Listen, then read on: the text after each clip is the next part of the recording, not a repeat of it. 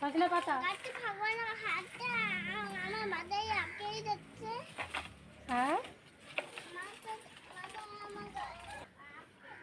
আজকে সজনে পাতা দিয়ে নতুন রেসিপি করে দেখাবো আপনাদের।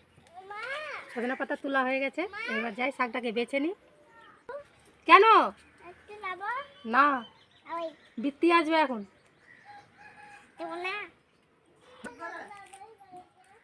তো সজনে পাতাগুলো ভালো করে বেছে নিচ্ছে, দুজনে মিলেই বাচ্ছে। এই যে বন্ধুরা, শাকগুলো আমি ভালো করে বেছে নিয়েছি আর শাকগুলো বাছা হয়ে গেছে। এই দেখুন কত সুন্দর করে বেছেছি। এবার শাকগুলোকে কেটে নেব। এটা কি আছে পুচকু? এটা এটা দিয়ে কি মারবি? পাখি মারবে? বাপরে, তুমি পড়তে পারছো?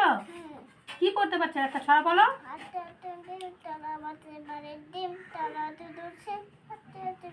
বাহ, এই বাবা,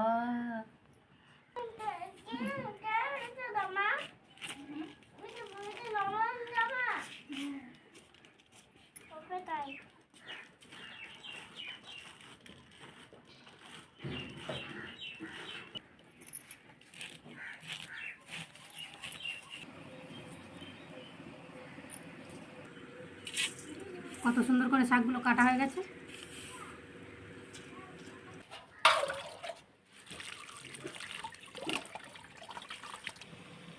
যে জল বসিয়ে দিয়েছিলাম, জলটা ফুটে গেছে ভালোভাবে, একটু হলুদ গুঁড়ো দিয়ে দিলাম।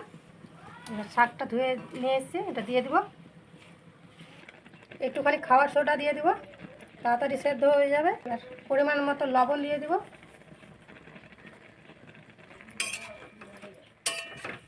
এবার ঢাকা দিয়ে সেদ্ধ করে নেব।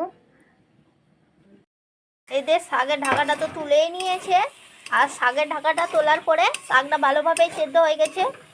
এখন শাকগুলোকে তুলে নেবে।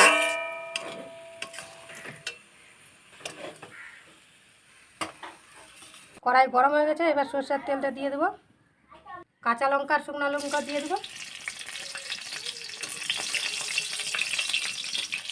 রসুন কুচি, মানে থেতো করে রাখা রসুন, আর সামান্য পরিমাণে পেঁয়াজ কুচি। রসুনটা ভালো করে ভাজা হয়ে গেছে, এবার শাকটা দিয়ে দিচ্ছি।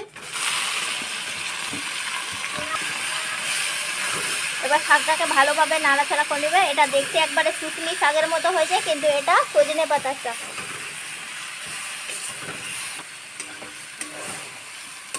শাকটা হয়ে গেছে, এবার তুলে নিচ্ছি।